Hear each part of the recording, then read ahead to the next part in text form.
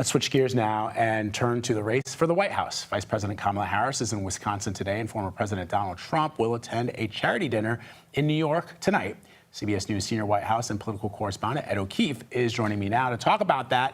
Ed, good to see you, my friend. So, as you know, the vice president sat down with Bret Baier and Fox News yesterday, had a very robust conversation, a back and forth with the anchor. What were some of the takeaways from that discussion? And I know that Gail said this to you earlier on CBS Mornings.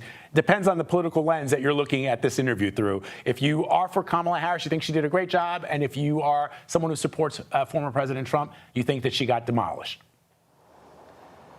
Exactly. And it's that group of people in the middle who may not have a strong opinion on either of these candidates or how she would have done in that interview that she's after. And we should acknowledge that if you get any word from the Middle East of news, go right ahead with it, because that obviously will shake up things on the campaign trail as well. But in that interview, I think what was most striking is she got a lot more questions, for example, on immigration and the focus that President Trump and that network have had on how a small handful of undocumented immigrants have caused some pretty egregious and high-profile crimes across the country that have been mentioned, some would say exploited, by Trump and other Republicans to make the point more broadly about the potential dangers of illegal immigration. But she also, and this is what her campaign was focused on, wanted to use the opportunity on that conservative news network to make some points that viewers perhaps don't hear as often from its anchors and hosts, including Bret Baier.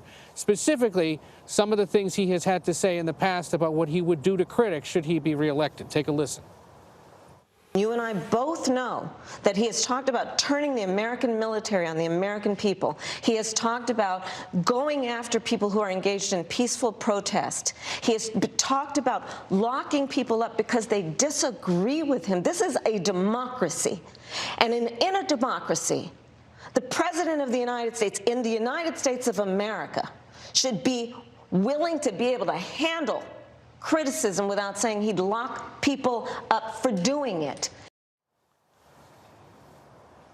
So that was one of the more contentious moments in that interview. And again, the Harris team believes that was worth her time and comes amid a series of interviews she's done just this week with people like Charlamagne the God, the popular talk show host, especially among African-American listeners and viewers, all of it designed to say, I'm taking tough questions from interviewers of all sorts. Donald Trump is canceling on 60 Minutes. He apparently canceled the CNBC interview this week, and there are some reports this morning he may have canceled another interview with NBC.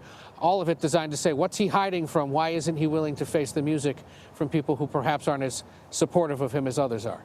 Yeah, and partly one would speculate, Ed, is when he does, for example, in that town hall that took place with Univision, he got asked some very tough questions, including from one voter who said he was a Republican and asked the former president some very pointed questions about January 6th and the fact that members of his own cabinet in his former administration are no longer supporting him, including his vice president. And I thought it was interesting that the former president, in describing the events of January 6th, there was one thing that struck me, and I was talking again about this on CBS Mornings with Gail and Tony, which is when the president was describing the events of January 6th, he described the mob as we and the U.S. Capitol Police as they, as if he, as the head of the government, the commander-in-chief, was not part of the infrastructure that is our body politic. Right. Well, let's play the clip because we have it. Might as well. Go ahead. They didn't come because of me. They came because of the election. They thought the election was a rigged election, and that's why they came.